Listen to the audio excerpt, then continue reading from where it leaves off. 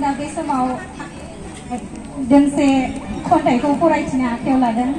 नोंथांमोनाबो साइकेल सालायनानै मेंनाय गोसोआ आंनि खन्थाइखौ फरायनानै एसे मेंगानाय बायदि मोनो खोमा, बेखौ आसा खालामनानै आङो खन्थाइ फरायथिनो आखायाव लादों।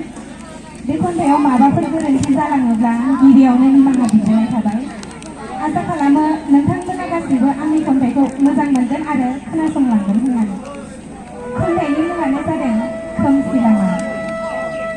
सोरगिदिं जेरैबो खोमसि, निजोम हर गेजेर, बेसेबांबा गोजानाव मोले मोले सांग्रेमानि सोरां, सम सम फेसानि गिथाव निउ निउ गाबनाय सोदोब, दाखासे जोमैफोरा अख्रां गंसे साथिफबना हाथरखि आरो अखाफोरखौ सिखोमा फैबाय।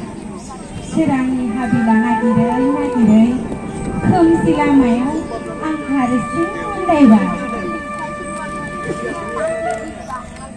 खोमायाव हुरा हुरा रिंखांफैदों रोमै रोमै बेसेबांबा गोजानाव उखैहाबनाय सियाल हांमा गोनां रोनावनाय।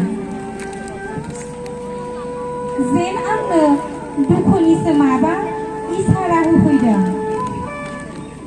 हां थोनो थोनो गोजांस्रिउ मोनखांदों। मोदोमनि मोनफ्रोमबो खोमोनफोरा थियायै गसंखांदों। गिस्रुम गिस्रुम सौदाव सौसि आगान सुरदों आं खोमसि लामायाव।